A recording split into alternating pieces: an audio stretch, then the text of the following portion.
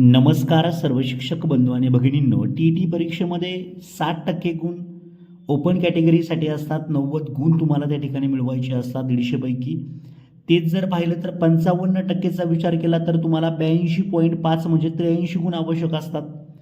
पण आपण जर पाहिलं तर 23 नोव्हेंबर 2025च्या टी परीक्षेमध्ये वेगवेगळ्या विषयांचा एक प्रश्न त्या ठिकाणी रॉंग आलेला आहे. थोडक्यात सांगायचं म्हटलं तर विज्ञान आणि गणितामध्ये गणिताचा एक प्रश्न त्या ठिकाणी रॉंग आलेला आहे.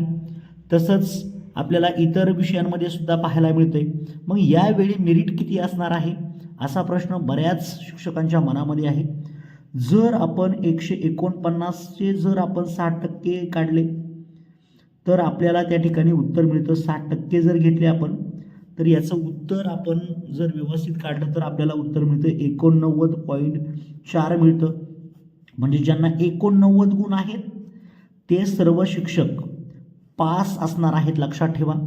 दुसरा महत्त्वाचा मुद्दा की 82 म्हणजे हे 60%साठी झालं ओपन कॅटेगरीसाठी. म्हणजे याचा विचार जर केला तर 149 का घेतलं तर एक प्रश्न चुकीचा आहे. तेच जर पाहिलं तर आपण दुसरा विचार जर केला तर 55%चा विचार करूया आपण. 55%चा विचार केला, 149चे जर आपण 55% जर काढले तर आपल्याला उत्तर मिळतं, लक्षात ठेवा. याचा आपण जर भागाकार करून पाहिलं तर उत्तर मिळतं 81 साधारणतः आपल्याला 95 हे उत्तर मिळतं.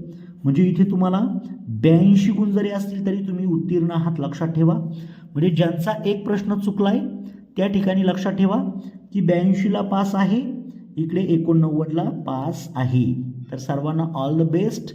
Thank you so much.